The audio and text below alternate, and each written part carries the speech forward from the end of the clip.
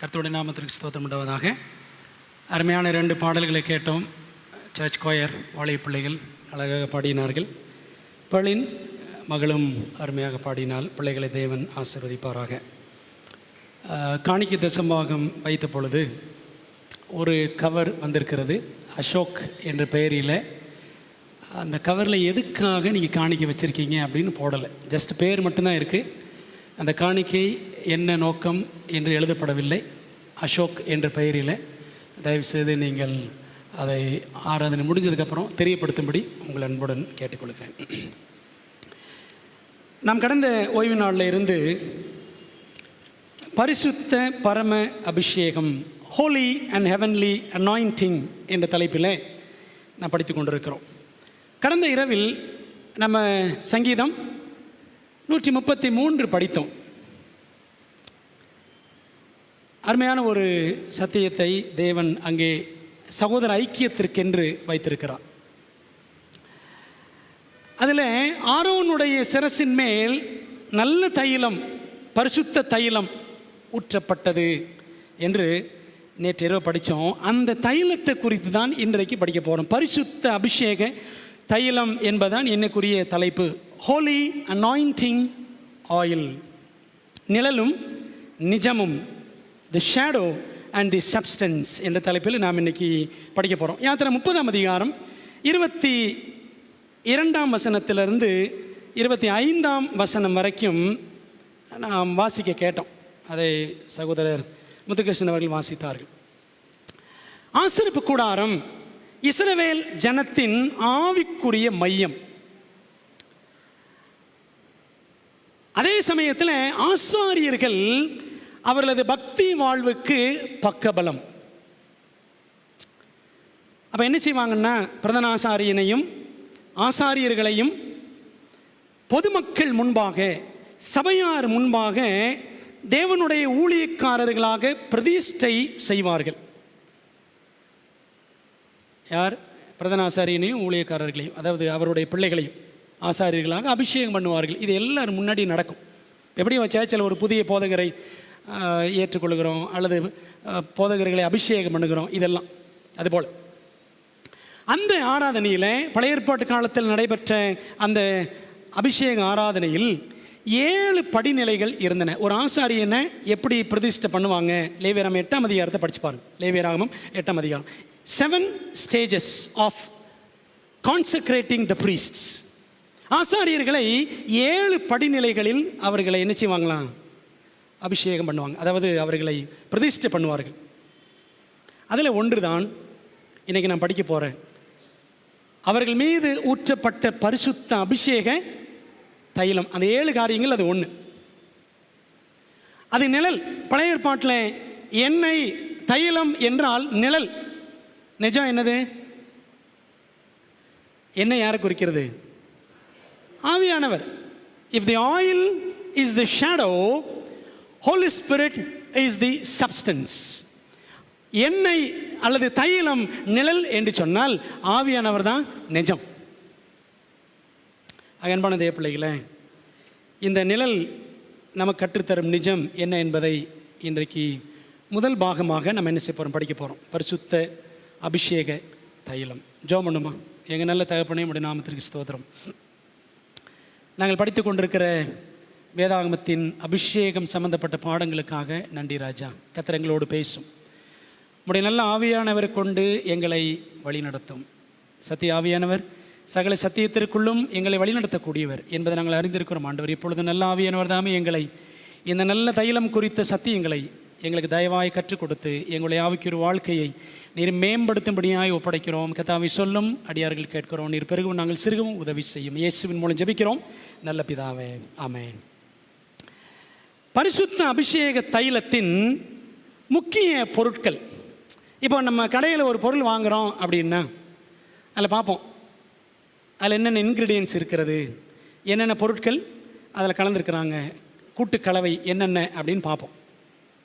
அதே போல் யாத்திரா 30ஆம் அதிகாரத்தில் வசனங்கள் 23, 24 2 வசனங்களை படித்தோம் அப்படின்னா 4 முக்கியமான வாசனை பொருட்கள், ஸ்பைசஸ் அல்லது சுகந்த வர்க்கங்கள் பற்றி அந்த வசனங்கள் பேசுகிறது.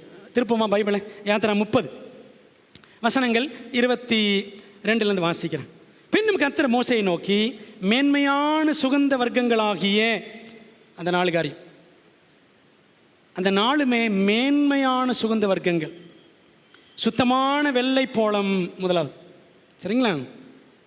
அப்படியே தொடர்ந்து பார்த்தீங்கன்னா 2வது சுகந்த கருவாப்பட்டை, 3வது சுகந்த வசம்பு, இதெல்லாம் 23ஆம் வசனத்தில் இருக்கு. 24ஆம் வசனம் லவங்கப்பட்டை அப்படின்னு படிக்கிறோம். 4 பொருட்கள். அப்புறம் 1 குடம் எண்ணெய், 1 குடம் என்ன எண்ணெய்? ஒலிவ எண்ணெய்.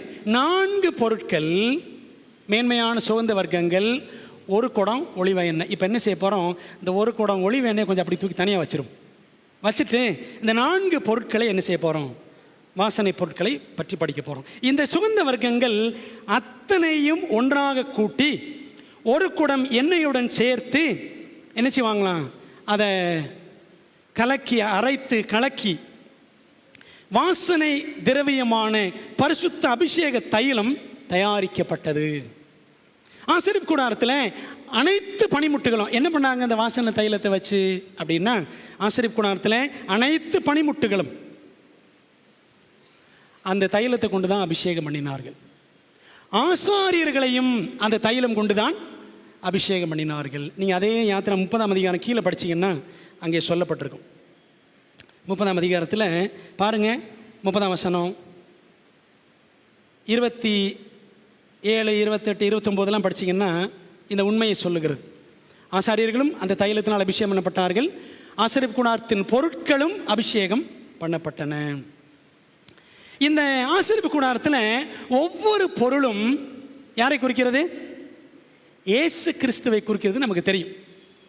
அதே போல நாம் பார்க்கிற இந்த 4 சுகந்த வர்க்கங்களும் வாசனை பொருட்களும் இயேசு கிறிஸ்துவையே தத்ரூபமாக காட்டுகின்றன. நம்ம என்ன செய்ய போறோம்னா, ஒவ்வொன்றாக இந்த 4 பொருட்கள் இருக்கே, இந்த ஒவ்வொரு பொருளாக உற்று நோக்கி இரட்சகரின் ஈடு இணையற்ற கவர்ச்சி கூறுகளை நம் கருத்தாக படிக்க வேண்டும். Matchless charms of Jesus. இப்போ பாருங்களேன், ஒரு கல்யாண பெண் அப்படின்னு எடுத்துக்கிட்டோன்னா என்னெல்லாம் இருக்கும் அப்படி தானே? அவங்க ட்ரெஸ்ஸு, அவங்க போட்டிருக்கிற வெயில், இப்படி ஒவ்வொன்றும் நிறைய கவர்ச்சி கூறுகள் உண்டு.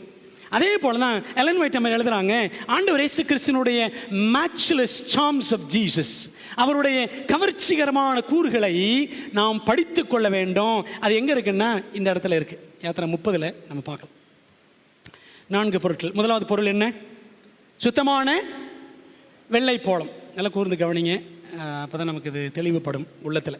பியூர் மிர், ஆங்கிலத்தில் வாசிக்கிறோம். Pure Mir, MYRRH, pure Mir, சுத்தமான வெள்ளை போளம்.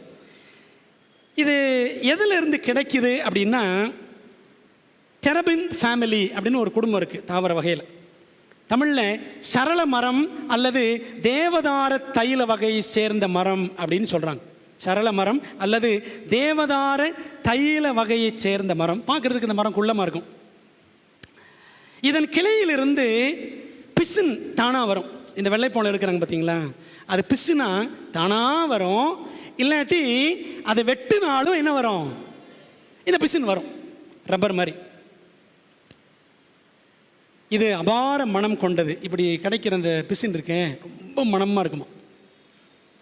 அதே சமயத்தில் சுவையிலோ அதை கொஞ்சம் அந்த பிசினை வாயில் வச்சிங்கன்னா கசக்கும், மிகவும் கசப்பானது. வேதாகமத்தில் 17 இடங்களில் இந்த வெள்ளைப்போளம் பற்றி சொல்லப்பட்டிருக்கிறது. அதில் உன்னத பாட்டில் மட்டும் 8 தடவை சொல்லப்பட்டிருக்கிறது. உன்னத பாட்டில் 8 தடவை. ஒரே ஒரு வசனம் படிப்போமே வாங்க. உன்னத பாட்டு எடுப்போமா? உன்னத பாட்டில் 8வது பாட்டு, சரி 8ஆம் அதிகாரம். 8ஆம் அதிகாரத்தில் 1ஆம் அதிகாரம் 1வது பாடல் 13ஆம் வசனம் பாருங்க.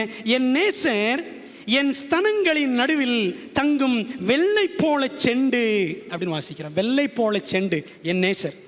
3வது பாடலில் 6வது வசனம் பாருங்க. வெள்ளை போலத்தினாலும் சாம்பிராணியினாலும் அப்படின்னு வாசிக்கிறோம். வர்த்தகருடைய சகலவித கந்த பொடியினாலும் உண்டாகிய வாசனையை வீசி தூப ஸ்தம்பங்களை போல் வனாந்தரத்திலிருந்து வருகிற இவர் யார் அப்படின்னு தன்னுடைய நேசரை பார்த்து, சாலமோனை பார்த்து சூலமித்தி என்ன செய்கிறாள்? பாடுகிறாள். ஆகவே இங்கே அன்பு இடைப்பட்டிருக்கிறத நம்ம என்ன செய்கிறோம்? பார்க்கிறோம். வெள்ளைப்போளம் நேசரின் நேசத்தை, தேவனுடைய அன்பை வெளிப்படுத்துவதாக நாம் பார்க்கிறோம். அதே போல் புதிய ஏற்பாட்டில் படித்தீங்கன்னா வெள்ளைப்போளம் பற்றி எங்கே இருக்குது?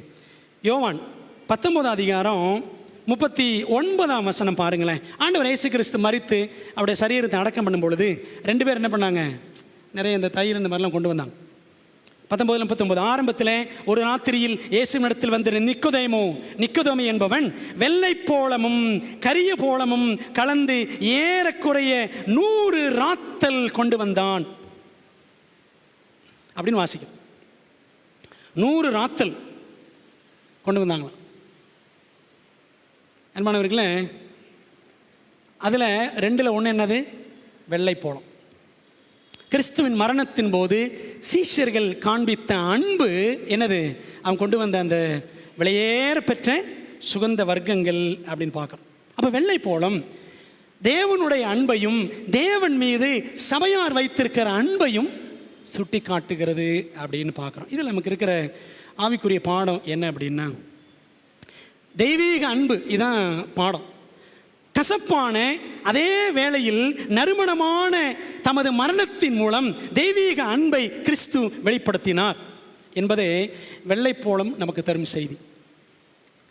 இந்த சரள மரத்தின் பிசினை போல, அந்த பிசினை எப்படி வரும்? ஒன்று தானாக வரும், இன்னொன்று வெட்டுனாலும் வரும். பாருங்களேன், ஆண்டவர் இயேசு கிறிஸ்து அவர் தாமாகவே தம்மை ஒப்பு கொடுத்தார். அப்படிதானே? அப்படிதானே? தம்மைத்தாமே ஒப்பு கொடுத்தார். அப்படி தான் வாசிக்கிறோம். தம்மையே ஒப்பு கொடுத்தார். அதே சமயத்தில் பாடுகளையும் அடிகளையும் மனித கரங்கள் அவருக்கு கொடுத்த பொழுது அவர் அதை ஏற்றுக்கொள்ளவும் செய்தார். வெட்டுனாங்க மரத்தை, பிசுன்னு வரும். அதே போல இயேசுவை அடித்தார்கள், அவர் என்ன செய்தார்? அதை ஏற்றுக்கொண்டார். பார்த்தீங்களா? அந்த வெள்ளைப்போளம், அந்த சரள மரம் கிறிஸ்துவனுடைய அந்த குணத்தை எப்படி அழகாக காட்டுது. பாவத்துக்கு எதிரான தேவ கோபாக்கினையின் கசப்பான பாத்திரத்தை, அந்த பிசின் எப்படி இருக்குமா? கசப்பாக இருக்கும். ஆண்டவர் இயேசு கிறிஸ்து அந்த பாவத்துக்கு எதிரான தேவ கோபாக்கினையின் கசப்பான பாத்திரத்தை பொறுமையாக ஏற்றுக்கொண்டு இனிமையாக இன்றும் ரட்சிப்பின் மனம் பரப்புகிறார் அல்லவா? பாருங்களேன், ஆண்டவர் இயேசு கிறிஸ்துவனுடைய அந்த மரணத்தை குறித்து யாத்திரா 12 பஸ்கா பண்டிகையில் படிக்கும் பொழுது என்ன பண்ணாங்களா? இஸ்ரவேல் ஜனங்கள் என்ன சாப்பிட்டாங்க? அந்த ஆட்டுக்குட்டியை பலி செலுத்தி யாத்திரா 12:8 நெருப்பினால் சுட்டு என்ன செய்வாங்க? அந்த ஆட்டுக்குட்டியை நெருப்பில் சுட்டு என்ன செய்வாங்களாம்? கசப்பான கீரையோடு சாப்பிடுவாங்க. ஆண்டவர் இயேசு கிறிஸ்து அந்த கசப்பான அந்த அனுபவத்தை, தியாகத்தை நமக்காக செய்தார். அவர் சிலுவையில் தொங்கும் போது கூட என்ன கொடுத்தாங்க? கசப்பு கலந்த காடியை குடிக்க கொடுத்தார்கள். மத்தேயு 27:34 வாசிக்கிறோம். It was a bitter experience to die on the cross, yet Christ accepted that sacrifice for you and me with sweet smile on his face. அப்படிதானே? இந்த சிலுவை மரணம் ஒரு கடுமையான கசப்பான ஒரு தியாகம் தான். ஆனாலும் ஆண்டவர் இயேசு கிறிஸ்து இனிமையான முகத்தோடு அந்த தியாகத்தை நமக்காக ஏற்றுக்கொண்டார். வெள்ளைப்போளம் தருகிற பாடம் அதுதான். சுத்தமான வெள்ளைப்போளம் ஆண்டவர் இயேசு கிறிஸ்து அந்த சுத்தமான தெய்வீக அன்பை நமக்கு சிலுவையில் காண்பித்தார். விளங்குச்சுங்களா? இது முதல் பாடம். ரெண்டாவது, அடுத்த பொருள் என்ன? முதல்ல சுத்தமான வெள்ளைப்போளம், பியூர் மிர். ரெண்டாவது என்ன? சுகந்த. அந்த வார்த்தையை விட்டுறக்கூடாது. சிலர் வெறும் கருவாப்பட்டைன்றீங்க. சுகந்த கருவாப்பட்டை. பைபிளில் ஒவ்வொரு வார்த்தையும் மிக மிக அழகாக அளவாக தேவன் அதை என்ன செஞ்சிருக்கிறாரு? போட்டிருக்கார். சுகந்த கருவாப்பட்டை, ஸ்வீட் சின்னமன் அப்படின்னு இருக்கு ஆங்கிலத்தில். இதை தமிழில் என்ன சொல்லுவாங்கன்னா, புன்னை வகை சேர்ந்த இது ஒரு பசுமையான சிறிய மரம். லாரல் ஃபேமிலி அப்படின்னு சொல்கிறாங்க பாட்டனியில். லாரல் ஃபேமிலி, புன்னை வகையை சேர்ந்த என்றும் பசுமையான, எப்பவும் பச்சை பசையாக இருக்குமா அந்த மரம். ஒரு சிறிய மரம். இது கொஞ்சம் சின்ன மரம் தான். இந்த மரத்திலிருந்து கிடைக்கிற பட்டை தான் சுகந்த கருவா பட்டை. இது வேதாகமத்தில் இதை எப்படி மொழிபெயர்க்கப்பட்டிருக்கிறது அதாவது இங்கிலீஷிலேருந்து பார்த்தீங்கன்னா இது வேதாகமத்தில் ஸ்வீட் சின்னமன் அப்படின்னு இருக்கு. இதை மொழிபெயர்க்கும் பொழுது லவங்கம் அல்லது லவங்கப்பட்டை அப்படின்னு தான் மொழிபெயர்த்திருக்காங்க. நீங்கள் சில வசனங்களை படித்து பாருங்கள். உன்னத பாட்டில் 4:14 மட்டும் உங்களுக்கு நான் வாசிக்கிறேன். உன்னத பாட்டு 4:14. உன்னத பாட்டு 4:14. நீங்கள் கையில் அதை திருப்பிக் கொள்ளலாம். நான் வாசிக்கிறேன். நலதமும் குங்குமமும் வசம்பும் லவங்கமும், அந்த லவங்கம் என்று பார்த்தீங்களா, அந்த இடத்துல சின்னமன் அப்படின்னு தான் இருக்குது. சரிங்களா? சுகந்த கருவாப்பட்டை, சின்னமன், லவங்கம் அல்லது லவங்கப்பட்டை என்று மொழிபெயர்க்கப்பட்டுள்ளது. வேசிகளுடன் சம்பந்தப்படுத்தி 2 இடங்களில் கூறப்பட்டுள்ளது. நீதிமொழிகளில் 7:17 படித்து பாருங்க. நீதிமொழியில் 7:17 படித்தீங்கன்னா ஒரு பரஸ்திரி ஒரு வாலிபன்ட்ட சொல்லுவா. நீதிமொழிகள் 7:17, என் படுக்கையை வெள்ளை போலத்தாலும் சந்தனத்தாலும் லவங்கப்பட்டையாலும், அதான் சின்னமன் அப்படின்னு இருக்கு, அதாவது சுகந்த கருவாப்பட்டையாலும் வாசனை கட்டினேன்.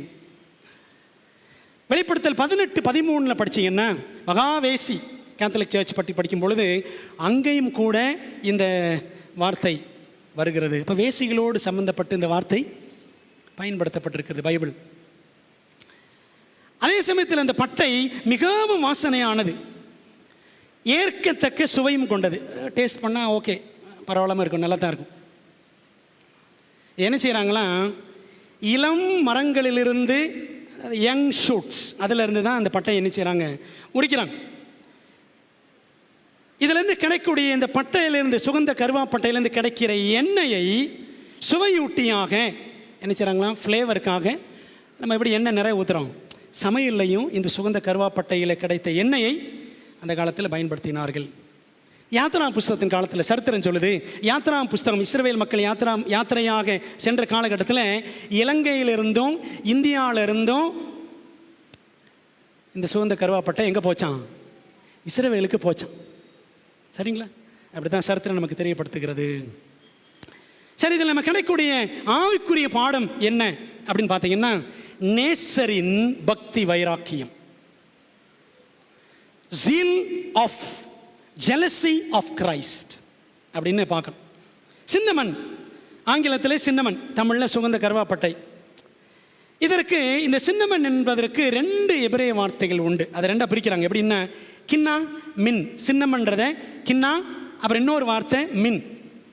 கின்னா அப்படின்னா ஜெலசி ஆர் பி ஜெலஸ், வைராக்கியம் உள்ள அப்படின்னு அர்த்தம். 2வது மின் அப்படின்னா ஃபார்ம் ஆர் அப்பியரன்ஸ், உருவம் அல்லது தோற்றம் என்று பொருள். அப்போ என்ன அர்த்தம், சின்னமன் கின்னாமின் அப்படின்னா என்ன அர்த்தம் அப்படின்னா வைராக்கியம் உள்ள தோற்றம், வைராக்கியம் உள்ள உருவம் அப்படின்னு அர்த்தம். நம்முடைய இரட்சகர் இயேசு கிறிஸ்து நம்முடைய வாழ்வியில் முழுக்க முழுக்க வைராக்கியம் காமிச்சாரா இல்லையா? வைராக்கியம் காமிச்சார்ல. யோவான் 2ஆம் அதிகாரம் 17ஆம் வசனம் பாருங்களேன். ஜான் 2:17, யோவான் 2ஆம் அதிகாரம் 17ஆம் வசனத்தில் வாசிக்கிறோம்.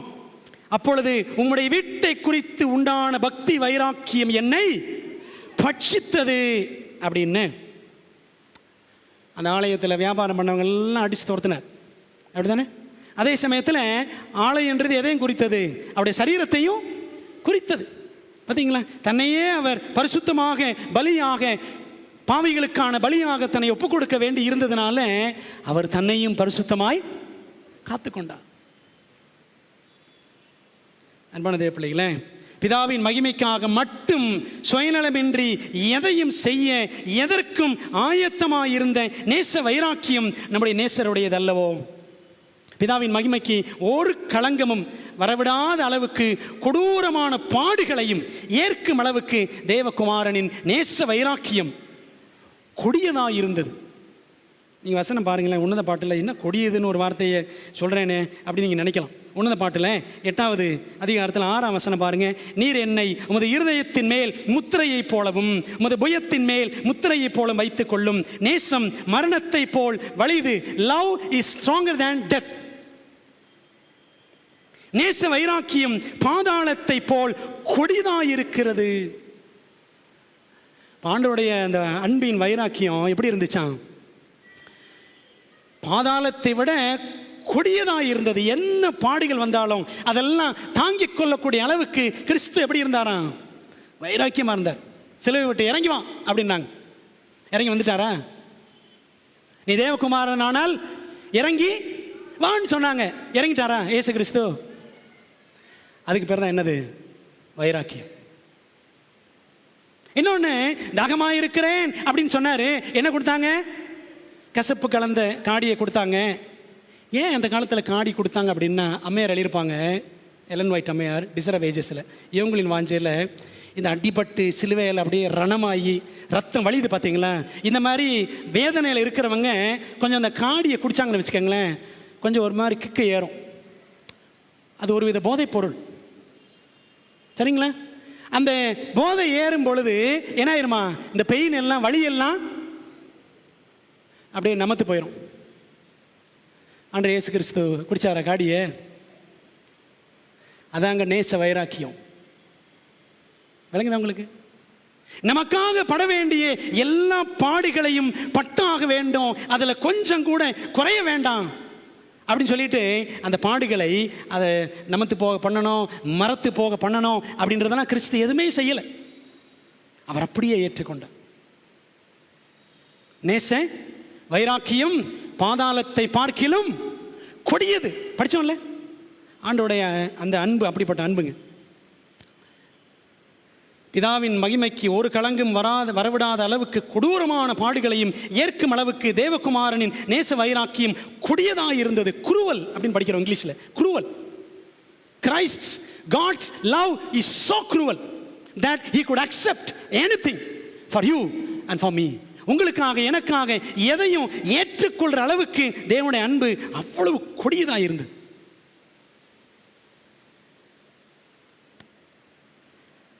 இந்த சுகந்த கருவாப்பட்டை எப்படி இருக்கும்? எப்பொழுதுமே படித்தோம்ல, எவர் கிரீன் ட்ரீ, எப்போவுமே பச்சை பசேன்னு இருக்கும். பனியிலும் வெயிலிலும் என்றும் பசுமை தாங்கியிருந்த இந்த மரம் போல இளமையிலும், இளம் மரத்தில் தானே பட்டையை உரிச்சாங்க. ஆண்டவர் இயேசு கிறிஸ்து இளமையிலும், அவர் என்றுமே, அவர் இருந்த வரைக்கும் இரட்சகர் மிகவும் விசுவாச பற்றுள்ளவராக வாழ்ந்து காட்டினார். ஆண்டவர் இயேசு கிறிஸ்து வாலிய பிள்ளைகளுக்கான முன்மாதிரியா? வாலிய பிள்ளைகளுக்கெல்லாம் முன்மாதிரியா? வாலிய பிள்ளைகளுக்கு முன்மாதிரி தான். குழந்தைகளுக்கு முன்மாதிரி, பெரியவங்களுக்கு முன்மாதிரி, எல்லாருக்கும் என்றும் பசுமையான முன்மாதிரியாக கிறிஸ்துவின் வாழ்க்கை நமக்கு இருக்கிறது. அதுபோல நமது விசுவாச வாழ்வும் என்றும் பசுமையாய் விளங்க வேண்டும் அல்லவா? எரேமியா 17 அதிகாரம் எடுங்க. ஜெரமையா 17 17 அதிகாரம் வசனம் 7, 8 பாருங்களேன். 17, 7, 8 ரொம்ப அழகான வசனம். கர்த்தர் மேல் நம்பிக்கை வைத்து கர்த்தரை தன் நம்பிக்கையாக கொண்டிருக்கிற மனுஷன் பாக்கியவான். 8ஆம் வசனம், அவன் தண்ணீர் அண்டையிலே நாட்டப்பட்டதும் கால்வாய் ஓரமாக தன் வேர்களை விடுகிறதும் உஷ்ணம் வருகிறதை காணாமல் இலை பச்சையாயிருக்கிறதும் மழைத்தாழ்ச்சியான வருஷத்திலும் வருத்தமின்றி தப்பாமல் கனி கொடுக்கிறதுமான மரத்தை போல் இருப்பான். இலை உதிராத மரத்தை போல் இருப்பான். 1ஆம் சங்கீதம். இங்கே என்ன சொல்லியிருக்கு? என்ன வெயில் அடித்தாலும், உஷ்ணம் வந்தாலும், என்ன வந்தாலும் கர்த்தர் மேல் நம்பிக்கை வச்சிருக்கிறவன் அவன் எப்படி இருப்பானா? எப்பொழுதும் தப்பாமல், வருத்தமின்றி தப்பாமல். ஆண்டவருக்காக நிற்கிற பிள்ளைகள்கிட்ட அந்த நேச வைராக்கி இருக்கணும். வருத்தமின்றி தப்பாமல். என்னை ஆசீர்வதிச்சாலும் சரி, ஆசீர்வாதிக்காட்டினாலும் சரி, அவரனை கொன்று போட்டாலும் சரி. யார் சொன்னா? யோபு சொன்னார்ல, அவரனை கொன்று போட்டாலும் அவர் மேல் நம்பிக்கையாக இருப்பேன். அதாங்க நேச வைராக்கியம் நமக்கு இருக்கிறதா?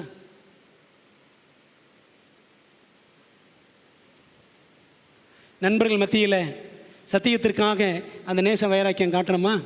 சொந்தக்காரவங்க மத்தியில் அந்த நேச வைராக்கியத்தை காட்டுறோமா? இந்த ஓய்வு நாளுக்காக நேச வைராக்கியம் காட்டுறோமா? 10 கற்பனைகளுக்காக நேச வைராக்கியம் காட்டுறோமா?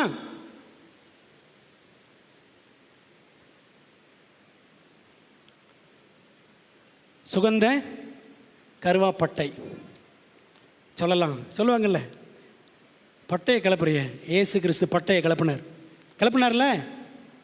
சுகந்த கருவாப்பட்டை எவ்வளவு நறுமணமானதோ, அவர் இந்த உலகத்தில் இருக்கிற வரைக்கும் ஒரு நறுமணமான வாழ்க்கை. நம்ம நினைக்கிறோம் இந்த நம்ம வெளியில் போடுற ட்ரெஸ்ஸு, நம்ம வெளியில் காமிக்கக்கூடிய நம்ம அப்பியரன்ஸ், தோற்றம், இதைத்தான் நம்ம பட்டை கிளப்புறி அப்படின்னு சொல்லுவாங்க. அது வெளியில் போடுற மாட்டிக்கிறதுலாம் கிடையாது. உள்ளே இருக்கிற குணம், நம்ம காட்டக்கூடிய சாட்சியான வாழ்க்கை, அதாங்க பட்டையை கிளப்புறோம் நம்ம. இந்த பகுதியில் 2 பட்டை வரும், சுகந்த கருவாப்பட்டை, லவங்கப்பட்டை. ரெண்டுமே இயேசு கிறிஸ்து பட்டை கிளப்புனர். நம்ம இருக்கிற இடத்துல, வேலை செய்கிற இடத்துல சாட்சியை நிற்க முடியுதா?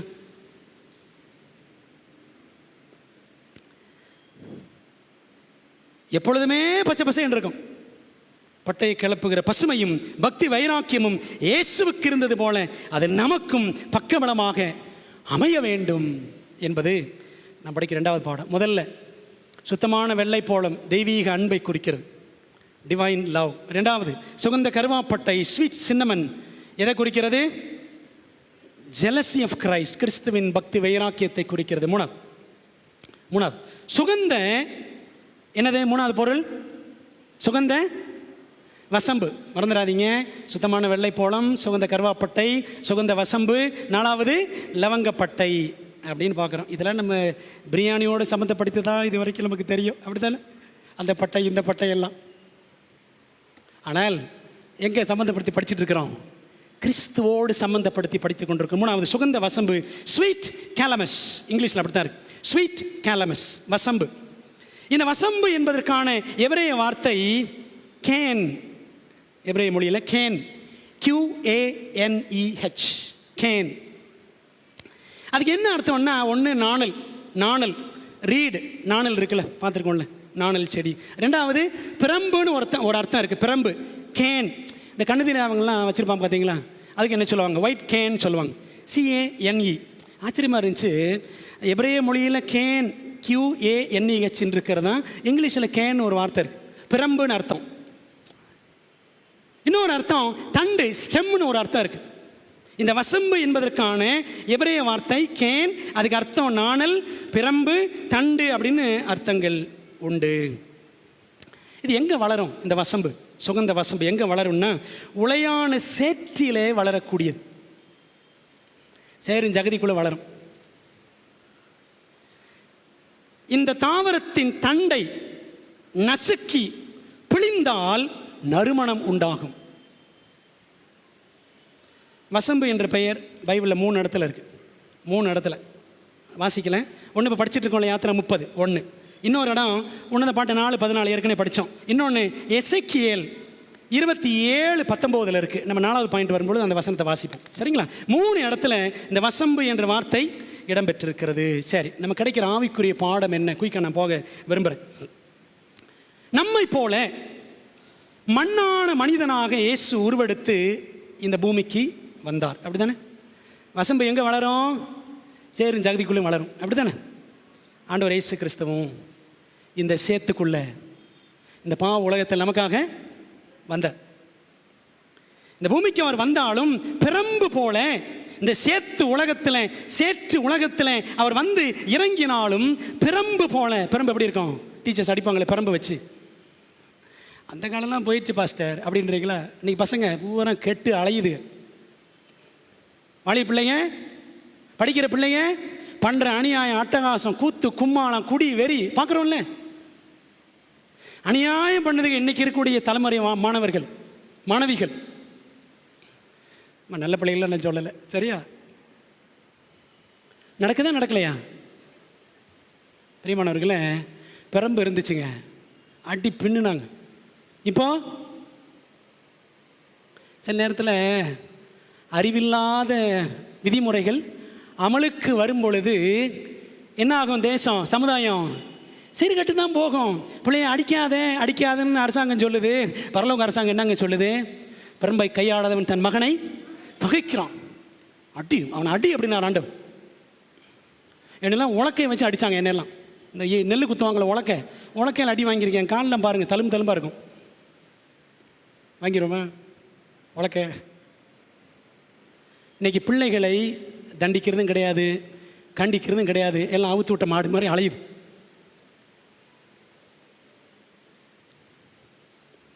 ஆண்டவர் இயேசு கிறிஸ்து எப்படி இருந்தார்னு பாருங்களேன். பிரம்பு போல அவர் வளைந்து கொடாமல் நிமிர்ந்து வாழ்ந்து தேவனுக்காக நறுமணம் பரப்பின நல் வாழ்வை இந்த சுகந்த வசம்பு நமக்கு பாடமாய் கற்றுக் கொடுக்கிறது. அப்போ என்ன பாடம் அப்படின்னா, சுகந்த வசம்பு sweet calamus is teaching as the righteous life of Christ. கிறிஸ்துவனுடைய நீதியான வாழ்வு, நிமிர்ந்த வாழ்வு. எதுக்கும் வளைய மாட்டார், யாருக்கும் வளைய மாட்டார்.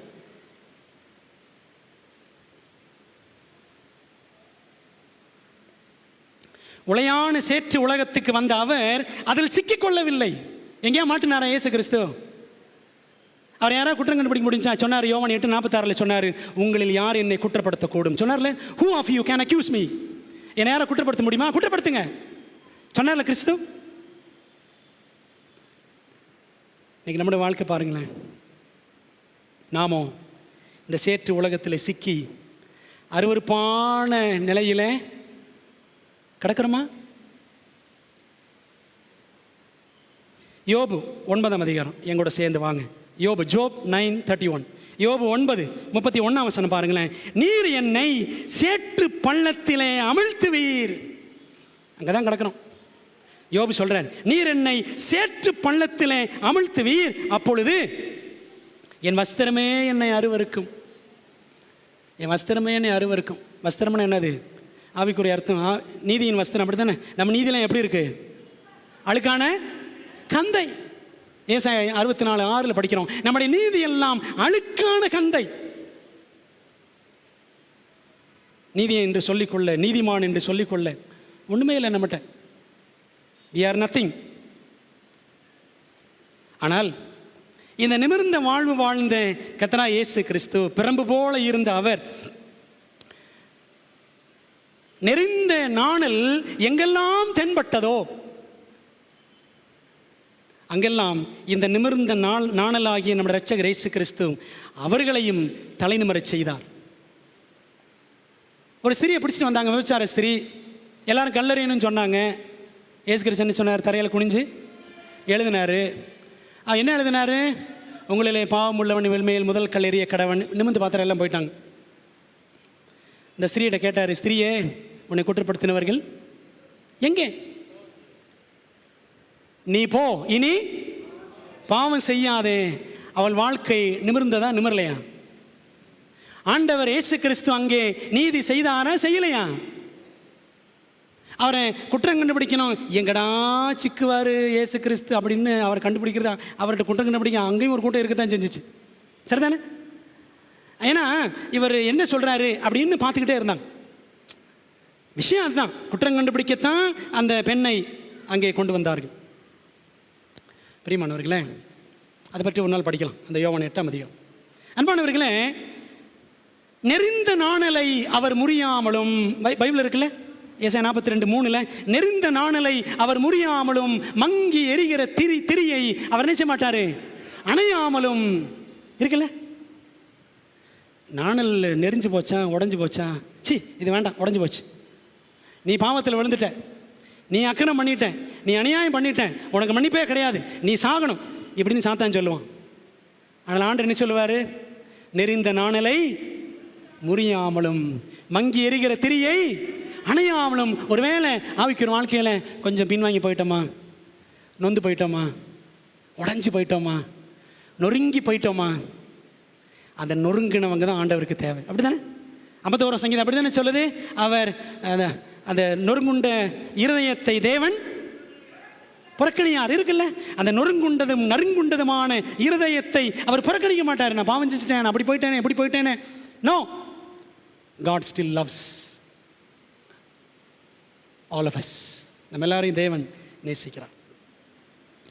அன்பான தேவ பிள்ளைகளே, துன்மார்க்கரோ நிமிர்ந்த நாணலாம் நம் இயேசு இரட்சகரை நசுக்கினர். அவர் பிரம்பு மாதிரி நிமிர்ந்து நின்னாரு.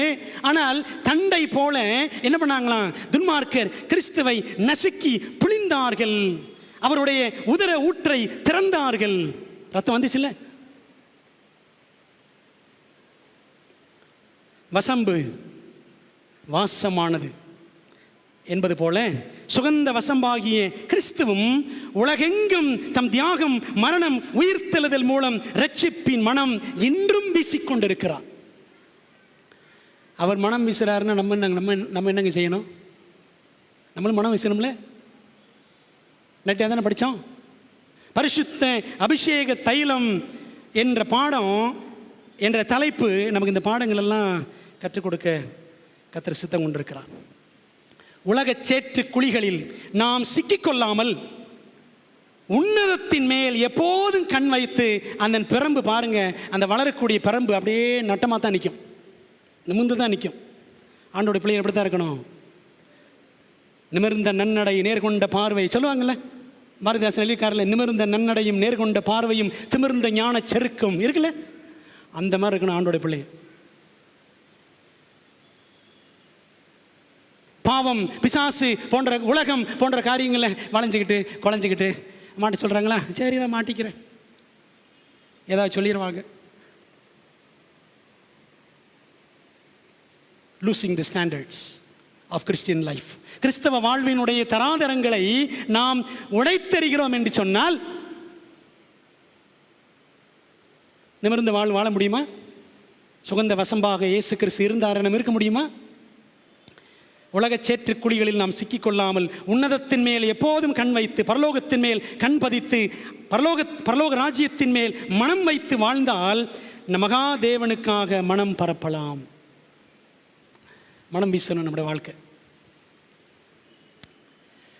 நாலாவது, முதல்ல என்னது? சுத்தமான வெள்ளை போலம். என்ன பாடம்? தெய்வீக அன்பு. ரெண்டாவது, சுகந்த கருவாப்பட்டை. என்ன படித்தோம்? நேசரின் பக்தி வைராக்கியம். மூணாவது, சுகந்த வசம்பு. என்னது? கிறிஸ்துவனுடைய நிமிர்ந்த வாழ்க்கை, நீதியான வாழ்க்கை. நாலாவது லவங்கப்பட்டை, காசியா, CASSIA, இங்கிலீஷில் அப்படித்தான் இருக்குது, காசியா. இந்த வாசனை பொருளை குறித்து நிறைய தகவல் கிடைக்கல. நானும் தேடி தேடி படித்து பார்த்தேன், ஒன்று தான் கிடச்சிச்சு. இந்த வாசனை பொருளின் எபிரேய பெயர் என்ன அப்படின்னா கிடா, QIDDA, கிடா. அதுக்கு என்ன அர்த்தம் அப்படின்னா தொழுகையில் செய்வது போல குனிதல். தொழுகையில் எப்படி பணிந்து குனிந்து படிக்கணும்ல, முழங்கால் படியிட கடவோம், அந்த மாதிரி ஸ்டூப் ஆர் பவ் டவுன் அப்படின்னு அர்த்தம். ஸ்டூப் ஆர் பவ் டவுன், தொழுகையில் செய்வது போல குனிதல் அல்லது வளைதல் என்று பொருள். இந்த லவங்கப்பட்டை என்பதற்கான எபிரேய வார்த்தை கிடா, அதற்குரிய அர்த்தம். இல்லை, நமக்கு இந்த ஒரே ஒரு பாயிண்ட் தான் பாடமாக எனக்கு ஆண்டவர் அங்கே காண்பித்தார். இல்லை, நமக்கு இருக்கிற ஆவிக்குரிய பாடம் என்ன அப்படின்னா தெய்வீக பணிவு, டிவைன் சப்மிஷன். தேவனுக்கு மட்டுமே பணிந்து நடக்கிற, பிசாசுக்கு எதிர்த்து நிற்கிற, தேவனை மாத்திரம் தொழுகை செய் என்று அறைகூவல் விடுகிற பூரண புருஷர் கிறிஸ்துவை நமக்கு இந்த 4ஆம் வாசனை பொருள் லவங்கப்பட்டை படம் பிடித்து காட்டுகிறது. ஆண்டவர் இயேசு கிறிஸ்துவின் வழக்கம் என்ன? லூக்கா 4:16 படிக்கிறோம்ல, நம்முடைய வழக்கத்தின்படியே ஓய்வு நாள் தோறும் ஆலயத்தில் பிரவேசித்து வாசிக்க எழுந்து நின்றார். லூக்கா 4:16. நம்ம வழக்கமாக ஓய்வு நாளைக்கு சொல்கிற வசனம். இயேசு கிறிஸ்து ஓய்வு நாள் எங்கே போனார்? வழக்கமாக ஆலயத்துக்கு போயிட்டார். அந்த பரிசுத்த நாளில், தொழுகையின் நாளில் என்ன செய்யணும் என்பதை கிறிஸ்துவானவர் நமக்கு முன்மாதிரியாக அழகாக காமிச்சிட்டார். இயேசுவின் வழக்கத்தை லூக்கா 4:16 சொல்லுகிறது. எதிரியிடம் அவர் காட்டிய எதிர்ப்பையும் மத்தேயு 4:10 சொல்லுகிறது. உன் தேவனாய கர்த்தர் ஒருவருக்கே ஆராதனை செய்வாயாக அப்படின்னு சொல்லி சாத்தான்ட்ட பேசினார்ல, அதை யார் மறக்க முடியும்? யாராவது மறுக்க முடியுமா? முடியாது. அன்பான தேவன் பிள்ளைகளை, ஆண்டவர் இயேசு கிறிஸ்துவின் மீது நம்ம வைத்திருக்கிற அந்த தொழுகை என்ற காரியத்தில், ஓய்வு நாள் என்ற விஷயத்தில் எவ்வளோ வைராக்கியமாக இருக்கணும், எவ்வளோ லெத்தார்ஜிக்காக இருக்கிறோம். சனிக்கிழமை ஹோட்டலுக்கு போகிறது, சனிக்கிழமை சோறு வாங்கி திங்கிறது ஹோட்டலில் போய். நான் சொல்கிறது கொச்சையாக இருக்கலாம், பாவத்தை சொல்லித்தான் ஆகணும், சொல்லாமல் இருக்க முடியாது.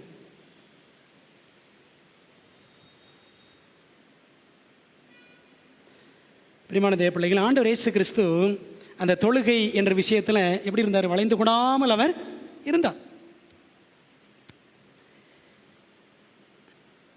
தீரு பட்டணம் அப்படின்னு பைபிள் ஒரு பட்டணம் இருக்குது. மாபெரும் வியாபார தேசமான தீரு. ஒரு வசனம் படிப்போம்னு சொன்னேன், இப்போ படிப்போம். எசேக்கியேல் 27:19 எடுங்க. எசேக்கியேல் 27:19, 27:19. எசேக்கியேல் 27:19. தான் நாட்டாரும் போக்கும் வரத்துமான யாவானரும், இவங்கெல்லாம் சில மக்கள் கூட்டம். தான் நாட்டார், யாவானர் துலக்கப்பட்ட இரும்பையும் லவங்கத்தையும் வசம்பையும் உன் சந்தைகளில் கொண்டு வந்து உன் தொழில் துறையில் விற்றார்கள் அப்படின்னு வாசிக்கும்.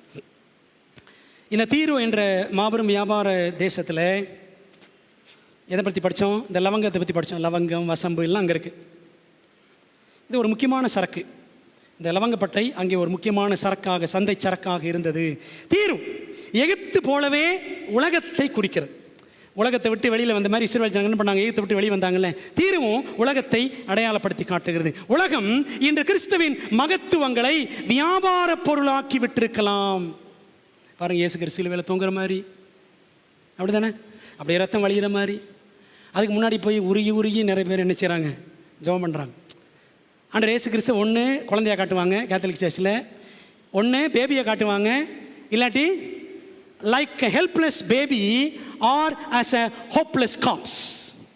ஒரு உதவியற்ற குழந்தையாக காட்டும் கேத்தலிக் சர்ச் இயேசு கிறிஸ்துவை, இல்லாட்டி நம்பிக்கையே இல்லாத ஒரு சடலமாக தொங்க விட்டு காட்டும். அப்படி தானே கேத்தலிக் சர்ச் இயேசு இப்படி தான் பார்க்குது. நம்ம எப்படிங்க பார்க்கணும்?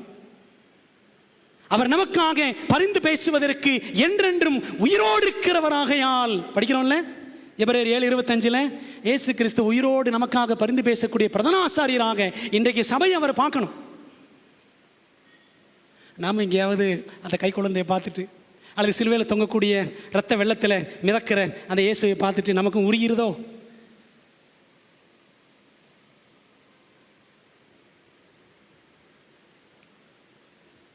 அன்பான தேவ பிள்ளைகளே, யோசித்து பாருங்க. இன்னைக்கு உலகம் கிறிஸ்துவின் மகத்துவங்களை வியாபார பொருளாக்கி விட்டிருக்கலாம், தனது இழிவான சுயநல நோக்கங்களுக்காக, காசு சம்பாதிக்கிறதுக்காக. இன்னைக்கு இப்படி தான் நிறைய சபைகளை இயேசு கிறிஸ்துவை ஒரு பொருளாக வச்சு ஏமாத்துறாங்க, வியாபார பொருளாக வைத்து. அப்படியே 28ஆம் அதிகாரத்துக்கு எசேக்கியேல் 28க்கு போனீங்கன்னா, தீருவின் அரசனாக சாத்தான் அங்கே காட்டப்படுகிறான். அப்படி தானே இருக்குது. தீரு ராஜா சாத்தான் இருக்குல்ல. 27 அது வியாபார பொருள் அப்படின்னு படித்தோம், லவங்கம், வசம்பு. 28 தீருவின் அரசனாக சாத்தான் காட்டப்படுகிறான்.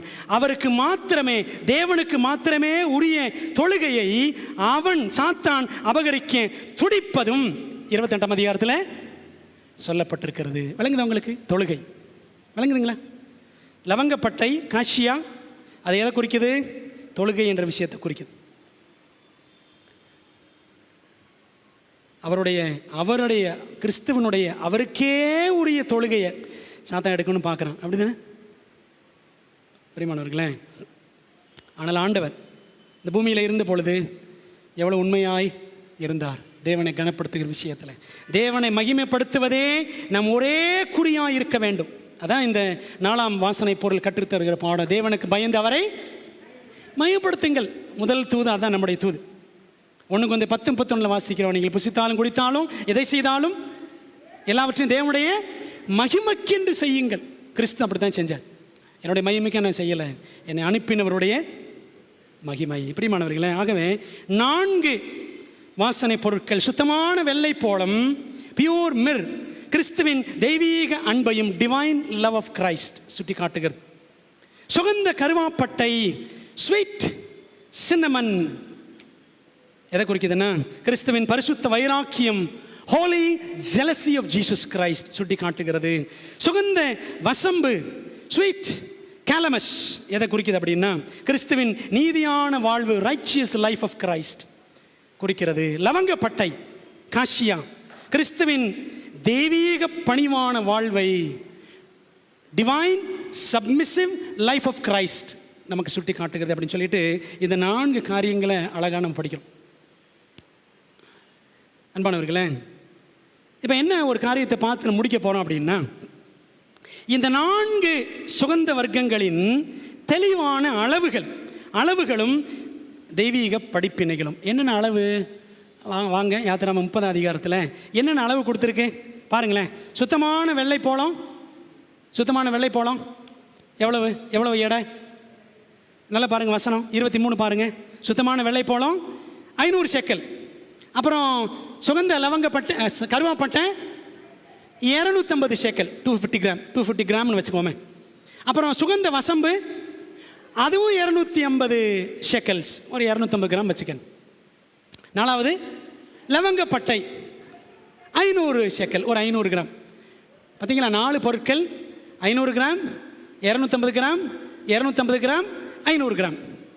பார்த்தீங்களா, ஒரு ஒரு அழகான ஒரு சமநிலையை பார்க்குறோம். இந்த 4 பொருட்களுமே பூமியில் உள்ள தாவர வாழ்வுடன் சம்பந்தப்பட்டது. எல்லாமே தாவரத்திலிருந்து கிடைக்குது. இயேசு கிறிஸ்து பூமியின் மீது வாழ்ந்த வாழ்வை இந்த பூமியில் இளங்களை போலவும் வறண்ட நிலத்திலிருந்து துளிர்க்கிற, திருவிருந்தில் படிக்கணும்ல, திருவிருந்தில் சொல்கிறோம் இந்த வசனம். ஆண்டவர் இயேசு கிறிஸ்து இந்த பூமியில் வாழ்ந்த வாழ்வை 4 சுவிசேஷங்கள் வர்ணிக்கின்றன. இந்த 4 பொருட்கள் பார்த்தோம்ல, இந்த 4 பொருட்களும் இப்போ அந்த குடத்தை எடுத்துருவோம். ஒரு குடம் தனியாக வச்சோம்ல, அந்த குடம் என்னது? ஒரு குடம் தண்ணி ஊற்றி, அது கிடையாது. ஒரு குடம் ஒலிவ எண்ணெய். இந்த ஒரு குடம் ஒலிவ எண்ணெய் இந்த அரைக்கப்பட்ட இந்த 4 விதமான வாசனை பொருட்களோடு எடுத்து இந்த ஒரு குடம் எண்ணெயில் கலந்து, அப்படி கலந்தால் அது பூரண பரிசுத்த நறுமண அபிஷேக தைலமாக பரிமளித்தது. அதுபோல 4 சுவிசேஷங்களிலும் கிறிஸ்துவின் விசேஷ பூரணத்தின் ஏதோ ஒரு பகுதியை பரிசுத்த ஆவியானவர் நமக்கு அழகாக வர்ணிக்கிறார். ஒரு இதில் 500 கிராம், 250 கிராம், 250 கிராம், 500 கிராம். ரொம்ப ஆச்சரியமான ஒரு பாடம் தேவன் கற்றுக் கொடுத்தார். ஆண்டவருக்கு மகிமை. பாருங்களேன், எது எதெல்லாம் 500 கிராம் சொல்லுங்க? சுகந்த வெள்ளை போளம், 4வது லவங்கப்பட்டை 500 கிராம், 500 கிராம். எது எதெல்லாம் 250 250 கிராம்? 2வது 3வது என்னென்ன? சுகந்த கருவாப்பட்டையும் சுகந்த வசம்பு. சுகந்தன ஸ்வீட், ஸ்வீட்டி சுகந்தி, சரிங்களா? சுகந்தான பைபிளில் ஸ்வீட்னு இருக்கு, ஒய் போட்டுட்டா சுகந்தி, சரிங்களா? இனிமையான அர்த்தம். இனிமையான கருவாப்பட்டை, இனிமையான வசம்பு. அப்போ 4 இருக்கு, சரிங்களா? என்ன அர்த்தம்? மத்தேயு, மார்க்கு, லூக்கா, யோவான் அப்படின்னு பார்க்குறோம். சுத்தமான வெள்ளை போளம் மத்தேயு, சுகந்த கருவாப்பட்டை மார்க்கு, சுகந்த வசம்பு லூக்கா, லவங்கப்பட்டை யோவான், சரிங்களா? இப்படி மனசில் வச்சுக்கோங்க. எது 1/2 கிலோ? முதலாவதும் 4வதும் 1/2 கிலோ 1/2 கிலோ, 2வது 3வதும் 1/4 கிலோ. பாஸ்ட் ஏதோ வியாபார சம்பந்தமாக சொல்கிறாரு அப்படின்னு நினச்சிக்காதீங்க. நல்லா கொஞ்சம் க்ளோஸராக ஜெபத்தோடு கவனிங்க. தேவன் நம்ம கற்றுக் கொடுக்குற பாடத்தை படித்து முடிப்போம். முதலாவதும் 4வதும் மத்தேயு யோவானும், சரிங்களா? மத்தேயு யோவான் எத்தனை கிலோ, எத்தனை கிராம்?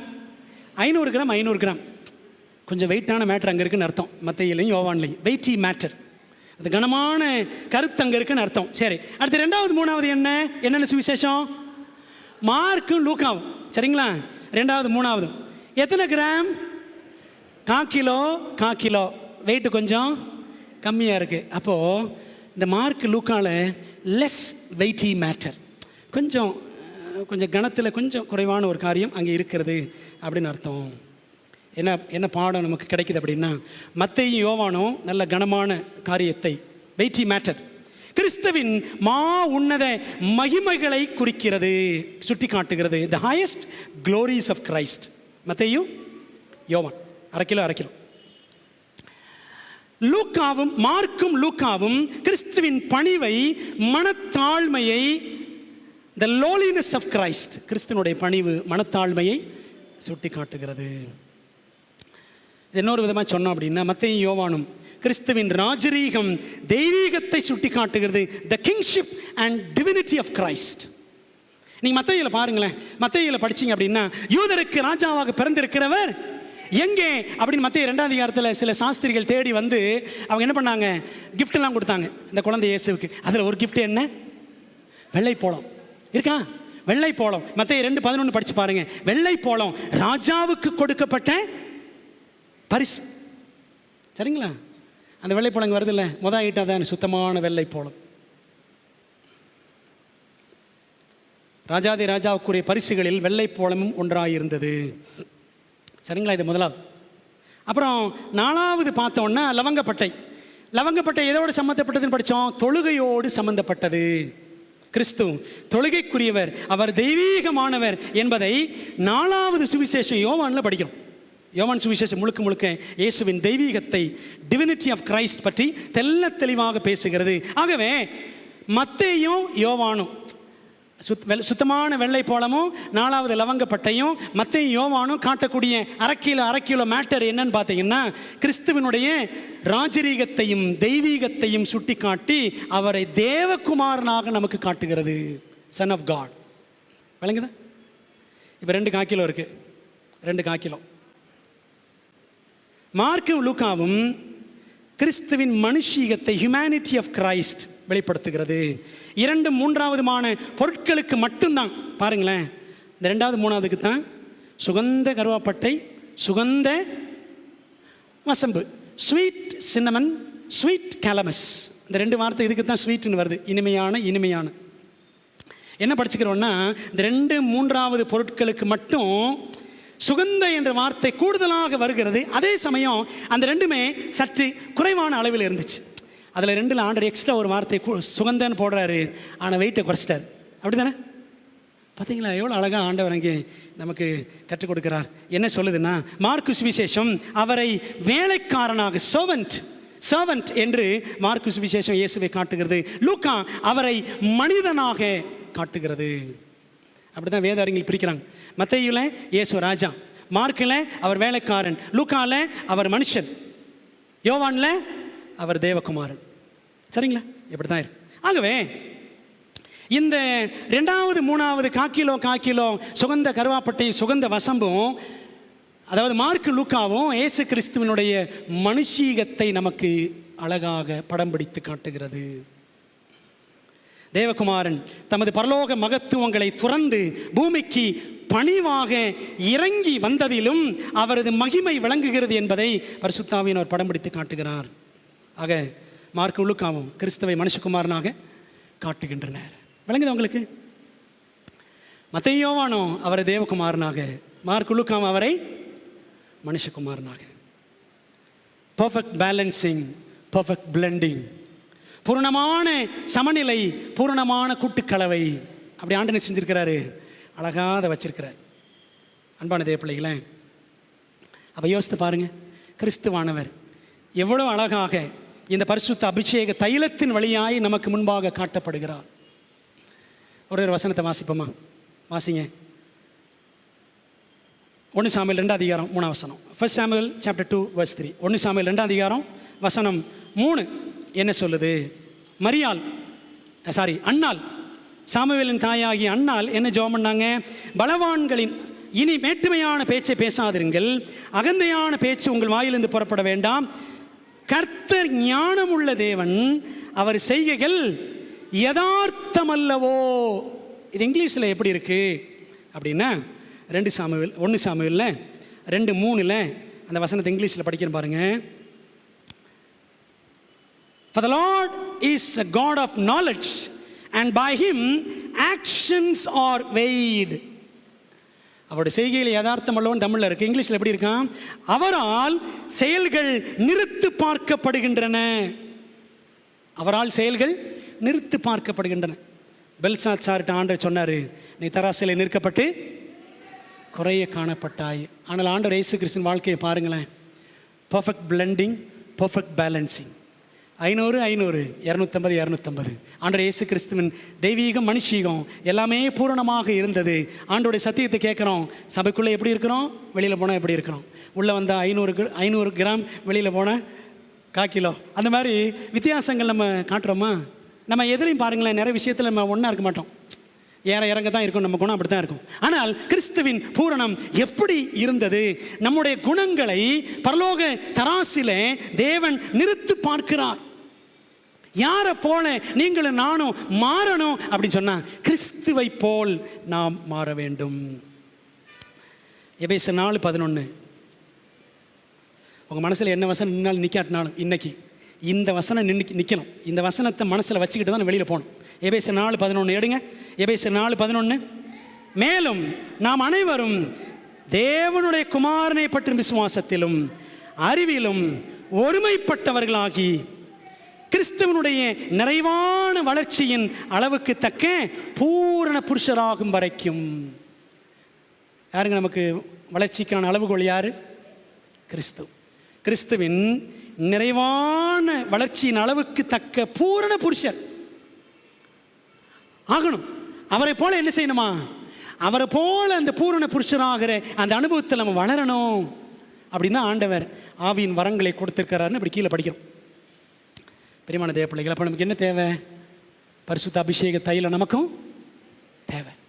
பரிசுத்த ஆவியின் வல்லமை நமக்கும் தேவை. அவருடைய வரங்கள் நமக்கும் தேவை. அவருடைய வாக்குத்தத்தங்கள் நமக்கும் தேவை. கிறிஸ்துவை போல் நம்முடைய வாழ்க்கை மாற நம்ம ஒப்பு கொடுப்போம், நாடுவோம். கிறிஸ்துவை எப்படி பரிபூரணராக பிதா இந்த உலகத்தில் நமக்கு சாட்சியை வச்சாரோ, அவரை போல பூர்ண புருஷராகத்தக்கதான நோக்கத்தை, லக்கை தேவன் நமக்கு முன்பாக வைத்திருக்கிறார். அதற்காக ஜெபத்தோடு பிரயாசப்படுவோம்.